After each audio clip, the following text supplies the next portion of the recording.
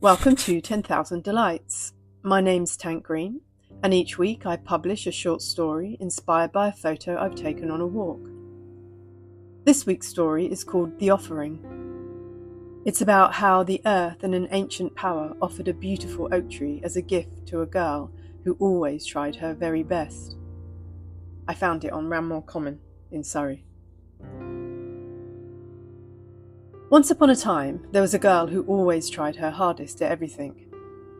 It was a time when the earth was dry and made of rubble and dust, a time when everything was scorched, a little red, and very, very dry. The girl was the last girl, but she did her best not to think about that. She walked the land picking up this thing and that, rearranging them into interesting shapes, so that she might populate the sparse land with something like creation. So that when her eye scanned the horizon, she would know where she had lately been and where was still to traverse. As time went by, the last girl learnt to dig into the ground to find things to make her sculptures with. She found bones and roots, rocks and ancient mycelial webs, shells and fossils, the myriad remnants of an ancient world. She brought each of these things above the earth and arranged them into shapes she found at the edge of her mind from an unremembered past. The earth watched and felt the girl. For years, the earth watched and felt. The girl, she carried on making her sculptures until one day the earth was full of them. As far as the eye could see were sculptures raising themselves up to the sky. Some were arranged like cities, the edges of each structure pressed up against another. Others were there like lone mountains in a sea of dust. And when the girl saw how she had filled the entire earth with the edges of her memories, she lay down for a rest. One day, an ancient power looked down upon the earth and was surprised to see it populated by so much love, a hive of still activity.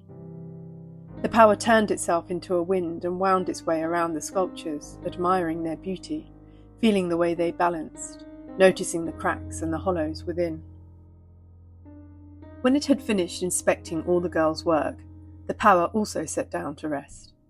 It found a hollow of the earth, a place where once a great river had run through, and wondered how it might honour the girl who carried on trying her very best against all the odds. The power pressed its fingers into the dry earth and caught hold of the memories captured within. It saw great beasts crossing and children playing and thought they should have a chance to be again. How the girl should have a chance to be with again. The earth watched and listened to the power and knew what it should do. It raised up an acorn it had secreted deep down inside of itself, away from the bones of the wild boars and the squirrels, away from the heat and the dry of the desert above. Next, it found 5 drops of water from amongst the oldest place of roots and webs, and it gave those drops to the acorn.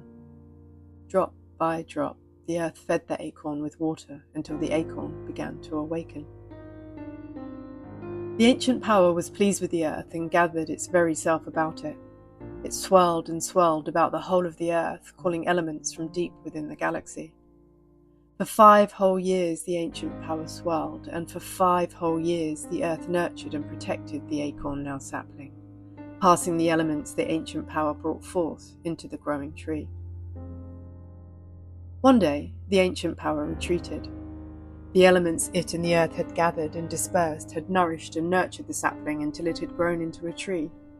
Around the tree were companion plants of bracken and gorse, bladder campion and bluebells. From within the earth came memories of insects and invertebrates, memories which spread themselves out above the earth for the first time in eons, and soon learned how to live again amidst the green. The girl woke up, and the girl wandered again. She went back to her work with the sculptures, placing rock and rubble here, winding old root and branch there, still pleased with her creations. One day the girl saw an unfamiliar shape and colour in the distance. She thought perhaps her great slumber had caused her sculptures to fall or give up somehow, so she caused the distance to come near. The girl stood before the great oak and gasped. The earth underneath her settled and moved in a smile, knowing that its offering had been well received. The girl circled the oak's trunk, placing her hands on its bark, and observed how its great boughs extended outwards like plates. She climbed and sat herself there on a bough, offering herself up to the sky, just as the earth offered the great tree to her. It has been a great many years since the girl first sat in that tree, and in the time which has passed, a forest has grown up about it. Cattle have grazed, humans have walked, and many a bird has flown in the sky. The girl's sculptures have gone now, and in their place are towns and villages, hills and valleys, and groves of wild and ancient yew. Standing amidst it all on Ranmore Common is this majestic oak tree, reminding us of the offering the earth once made to a girl who always tried her very best. That was The Offering. If you enjoyed it, you can read more fairy and folk tales from my walks on my website at tankgreen.com, where you can also subscribe to my newsletter. Of course, you can also subscribe for a new audio story every week right here. Thanks for walking with me.